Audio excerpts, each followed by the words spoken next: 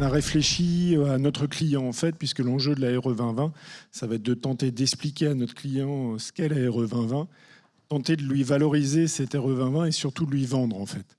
Donc, on va orienter cette présentation sur un sketch de vente. Voilà, donc on vous laisse nous écouter. Donc, Monsieur Arnoldi, bonjour. Merci pour ce nouveau rendez-vous. Comme convenu, j'ai convié Gérard Babin, le responsable du bureau d'études avec lequel nous travaillons sur tous nos projets. Il va pouvoir lever tous les doutes que vous aviez sur la transformation de votre projet, puisque Gérard, Monsieur Arnoldi, professeur de technologie, je préfère le signaler pour que Gérard sache à qui il a affaire quand même. Gérard, donc notre client, est sur un projet depuis 1 an qui n'a pas pu aboutir jusque-là. Et du coup, on va devoir certainement concrétiser le projet, mais en RE 2020. D'accord. Oui, bonjour Monsieur Arnoldi, donc je suis enchanté de vous rencontrer. Là, nous allons, avec Guedry, nous avons travaillé sur votre projet concernant l'évolution de la réglementation. Au départ, on était sous de la RT 2012. Donc là, comme il y a eu des problématiques liées au terrain de votre maison, donc on a plutôt projeté votre maison sur de la RE 2020. Donc il y a un certain nombre de choses qui évoluent dans cette réglementation. Et nous avons, pour cette réglementation environnementale, travaillé avec un certain nombre de partenaires qui nous suivent, partenaires industriels aussi bien, des partenaires sur la construction, sur le bâti, sur les matériaux et matériels. Et donc tous ces partenaires nous envoient un certain nombre d'informations pour qu'on puisse atteindre la conformité vis-à-vis de cette réglementation environnementale. Par rapport à ça, les partenaires, on les suit. Donc, au niveau de la réglementation environnementale, il y a 3 objectifs qui sont assez simples. Le premier objectif, c'est la sobriété. Donc, un bâtiment performant, une orientation favorable, et puis un confort, qu'on va travailler. Donc, le deuxième objectif, c'est diminuer l'impact carbone. Donc, dans cette diminution de l'impact carbone, nous travaillons particulièrement avec les industriels qui ont établi des fiches environnementales. Et ces fiches environnementales ont un impact plus ou moins important en fonction des matériaux utilisés dans la maison. Et le troisième objectif qu'on a dans cette réglementation dans la RE 2020, c'est le confort. Donc, on va y venir un peu plus tard au travers de la ventilation, au travers de la surventilation par rapport au confort d'été. Donc, voilà un point les points essentiels qu'on a sur cette réglementation. D'accord, merci. Bonjour Monsieur Robert, bonjour Monsieur Babin. Donc effectivement, c'est un projet qui dure depuis un petit moment. Moi, j'ai entendu parler de la RE 2020. Après, en tant que client, je me pose déjà 2 questions qui me viennent à l'esprit. Ces changements vont-ils impacter ma surface habitable de mon projet et également le type de matériaux? Gérard, je te laisse avancer sur la modification du plan qu'on a été obligé d'apporter. Juste point pour anticiper un peu par rapport aux évolutions réglementaires sur la RE 2020. Ce projet étant proposé en RT 2012, il était déjà performant puisqu'on avait un gain BBO sur cette maison qui était de 15% à peu près et un CEP à peu près de 30%. Donc, lorsqu'on bascule ce projet sur la RE 2020, on le bascule sur la RE 2020, on n'a aucune modification. Pour répondre à votre question, au niveau des matériaux, on est toujours resté sur le bloc creux de béton, sur les murs, pardon. Et au niveau des doublages, on a apporté une seule modification. C'est-à-dire que là, on a mis un doublage un peu plus performant, puisqu'à la base, c'était une 120 mm en GR35, en monospace 35.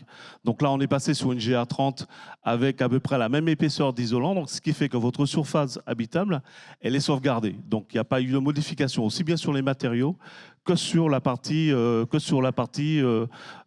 surface habitable. Donc, et le deuxième point, il y a un certain nombre de choses qui n'ont pas évolué. Donc la cloison n'a pas évolué. Le plancher sous vide sanitaire, puisque le groupe ayant anticipé un certain nombre de choses sur les évolutions réglementaires, donc travaillait déjà sur un plancher performant. Les rampants étaient déjà isolés de manière assez performante et les combles également. La valeur de perméabilité qu'on utilisait de base sur cette réglementation, elle est à 0,45 puisque les tests sont faits systématiquement à chaque projet. Et point particulier sur le projet, c'est que l'orientation de la maison, elle est parfaite. Et l'architecture, elle n'est pas très complexe. Donc, ce qui fait qu'on a pas mal de points positifs sur cette réglementation pour amener le projet à la RE 2020. Donc, au niveau des menuiseries, je vais laisser le soin à à Monsieur Robert pour vous expliquer les différents changements qui ont été apportés. Oui, puisque c'est là, M. Arnoldi, lorsque je vous avais envoyé les plans par mail, vous m'avez fait un petit retour en me sollicitant pour ce rendez-vous, en me disant que voilà, il y avait quelques points esthétiques sur votre maison qui avaient changé, donc on va les brosser rapidement, que je puisse vous expliquer ce qui nous a amené à faire ces changements. Donc les menuiseries qui ont changé, c'est notamment la menuiserie A, mais là c'était tout simplement dans une notion de confort pour l'aménagement de votre cuisine. On avait échangé ensemble à ce sujet et on l'a passé en oscillobattante. La menuiserie B, alors là, la menuiserie B et C, ce sont deux menuiseries qu'on a équipées de motorisation. D'accord ? Donc là, du coup, ces menuiseries, on y reviendra un petit peu plus tard dans la présentation, mais vous comprendrez l'intérêt qu'elles ont d'être motorisées et de permettre une ventilation de la maison. Et ensuite, les menuiseries D qui ont changé. Alors là, on a changé puisqu'on avait des fenêtres de toit auparavant. On a privilégié des fenêtres en pignon avec une allège vitrée. Alors ça, ça a un double intérêt. Le premier, ce sont pour vos enfants, parce que déjà, dès leur plus jeune âge, ils pourront voir dehors, ce qui va être important dans leur chambre quand même, malgré tout. Et puis, on va maximiser l'apport de soleil le matin très tôt, et puis le soir également plus tard dans ces chambres-là. Ce qu'il faut bien intégrer, enfin, j'imagine que vous l'avez fait, c'est qu'avec l'évolution de notre comportement et de notre façon de vivre dans notre maison, les chambres d'enfants deviennent leurs pièces de vie. Donc la luminosité dans ces pièces-là prend toute son importance, en fait.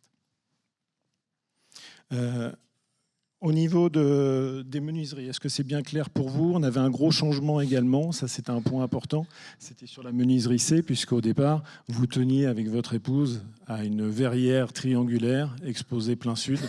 Je suis désolé. On a échangé, on n'a pas pu la conserver, mais cependant, on a opté pour cette menuiserie-là parce qu'elle vous permet également d'avoir un occultant et puis d'avoir son ouverture motorisée qui, sur le vide, ne permettait pas ça. Donc j'espère que là, vous nous en excuserez, mais on n'a vraiment pas pu conserver cette verrière triangulaire. Oui, M. Robert, merci. C'est encore... Bon, sur les menuiseries, donc c'est clair pour vous, du coup ? Très bien. Ouais. Ouais, très, très bien. Alors, je vais revenir juste sur la partie ventilée des fenêtres. Du coup, alors, moi, ouais, par contre, j'ai vu que sur les plans, là, juste avant de parler, il est apparu des coffres. Ah oui, tout alors, à fait. Je me demande ce que c'est, parce que normalement, au départ, ils n'étaient pas présents, hein, si je ne me trompe pas. Non, ce sont des coffres techniques qu'on a intégrés, mais là, Gérard va être mieux armé que moi pour vous expliquer tout l'intérêt de ces coffres. Oui. Ces fameux coffres, comme vous parlez, M. Arnoldi, il y a deux processus qu'on met en place. Le premier processus, c'est le dimensionnement de la VMC dès la conception du projet, qui permet de bien visualiser l'ensemble des réseaux sur le plan de votre maison et éviter tous les phénomènes de perte de charge pour avoir un bon renouvellement d'air et garantir que le renouvellement d'air dans vos maisons, dans votre maison sera bonne. Et le deuxième processus qu'on a avec la RE 2020, c'est qu'en fin de chantier, pour garantir que le renouvellement d'air sera bon, il y aura un contrôle de débit aux bouches. Et ce contrôle de débit aux bouches vous permettra, que vous qui êtes un peu friand du confort à l'intérieur de votre logement, de valoriser tout ce confort que vous pouvez avoir par rapport à cette ventilation. Donc c'est un point qui est fondamental dans cette réglementation, le contrôle des débits au niveau de la ventilation de votre logement. Par contre, au niveau des fenêtres, je vais laisser le soin à M. Robert de vous expliquer les choix qui ont été faits par rapport à ça. Par rapport au renouvellement d'air, il était important pour nous de vous proposer une solution passive, en fait, notamment de refroidissement en phase d'été. Et c'est pour ça qu'on vous a proposé une menuiserie motorisée au rez-de-chaussée dans la cuisine, dans l'espace de vie ouvert. Et puis ensuite, sur votre nouvelle fenêtre au niveau de votre vide sur salon, ce qui va permettre de créer une cheminée, un appel d'air sur le haut pour ventiler, notamment la nuit, puisque ces menuiseries pourront s'ouvrir. Elles sont connectées à votre thermostat d'ambiance. Et vous pouvez créer des scénarios qui vont permettre à ces menuiseries de s'ouvrir toutes seules, notamment la nuit. D'accord. Mais par contre, si j'ai bien compris, Monsieur Robert, vous m'avez parlé de volets roulants motorisés. Mais comment ça se passe quand les volets roulants sont fermés? Ça ne fonctionne pas, le débit? Je connais bien là, M. Arnoldi. En effet, donc là, vous avez raison. Avant de parler de rafraîchissement, on va peut-être essayer d'éviter à ce que la maison chauffe. Donc, sachez que tous vos volets roulants, ils sont donc connectés et par façade, en fait. Ils ont un capteur de luminosité, ce qui va leur permettre tout simplement de pouvoir vous proposer, si vous le souhaitez, de s'abaisser en fonction de l'ensoleillement par façade. Donc déjà, vous allez éviter à votre maison de se réchauffer naturellement. Et ensuite, évidemment que la nuit, lorsque la fenêtre va s'ouvrir, eh bien, elle est couplée au volet roulant, il va s'entrouvrir pour laisser passer une lame d'air. Que du bon sens, quoi. Que du bon sens, en effet. Le but, c'est que votre maison réfléchisse à votre place et que vous puissiez être concentré sur vos élèves. Bravo, bravo. Alors après, vous savez, bon, non seulement je suis professeur de technologie, mais j'ai ma femme qui est allergique. Oui. Donc, moi, la qualité d'air est importante pour moi. Alors maintenant, moi, je me posais la question par rapport à ces mutations pour être conforme à la RE 2020. Avez-vous pensé à la qualité d'air et qu'est-ce que je pourrais avoir comme équipement pour améliorer cette qualité d'air? Oui, on a échangé avec Gérard et les industriels qu'on a consultés pour le passage du projet. Alors, on a deux propositions à vous faire. Une première, qui est assez simple, c'est un capteur de CO2. Alors, comme vous le savez, le CO2, malheureusement, c'est quelque chose que vous ne pouvez pas mesurer naturellement, ça n'a pas d'odeur. Mais malheureusement, le taux de CO2 est plus souvent supérieur à la norme qu'on ne peut l'imaginer. Donc du coup, ce capteur de CO2 va vous alerter sur le fait que votre CO2 soit supérieur et va vous laisser la main pour pouvoir aérer votre maison, soit à distance quand vous n'êtes pas présent, ou bien quand vous êtes présent. D'accord ? La deuxième chose, c'est notamment sur les COV qui sont présents dans la maison. Donc là, on peut vous proposer une option sur les plaques activaires qui vont permettre de capter une partie des COV dans la maison. Donc là, pour les allergies de votre épouse, je pense que ça peut répondre à ça. Mais ce qui est important quand même, ce qu'il faut retenir, c'est la bonne ventilation, qui est la clé de votre maison. On a à peu près en moyenne 15 000 litres d'air inspiré par jour. Ça laisse à réfléchir quand même. Très bien, Monsieur Robert, merci pour ces options proposées. Maintenant, moi, je m'entends bien avec vous, Monsieur Robert, mais dans le temps, on met plein de technologies dans le logement, dans la maison. Je ne vais pas tout le temps vous embêter, on ne sait pas. Donc, comment je vais entretenir mon logement dans le temps ? Il y a une vraie logique à l'entretien de la maison et à la prise en main de cette maison. Donc là, Gérard va pouvoir vous expliquer ce qu'on peut vous proposer comme entretien et comme guide d'utilisation. Vous savez, pour la RE 2020, il y a un certain nombre de partenaires industriels. Il y en a un particulièrement qui peut vous apporter des réponses par rapport au suivi de votre logement. C'est Mon Suivi Logement. Donc, il y a 3 points clés au niveau de cette application qui vous permettra d'avoir un bon entretien de votre projet. Le premier point qui est important, c'est que cette application vous mettra à disposition l'ensemble des documentations techniques du projet. Pour l'instant, c'est une option, mais on se rend bien compte que la plupart des maîtres d'ouvrage sont dans l'attente de certain nombre d'informations par rapport à leur logement. Le deuxième point, c'est comment entretenir mon logement. Et donc, il y a un certain nombre de fortes astuces, d'éco-gestes qui vous permettra d'entretenir votre logement.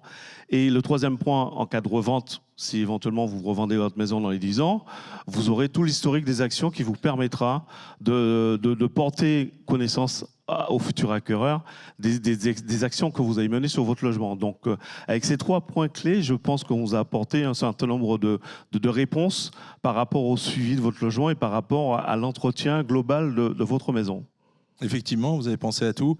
Bon, maintenant, Monsieur Robert, il restera à finaliser encore un rendez-vous. Vous savez que l'aspect financier est également important. Les salaires n'ont pas augmenté, en tout cas dans ma profession. Donc, il faudra qu'on convienne quand même d'un rendez-vous pour finaliser éventuellement ce projet. Mais je vois que tout a été bien pensé. Merci en tout cas. Oui, je comprends bien, Monsieur Arnoldi. Alors, c'est vrai que le projet est un petit peu plus cher.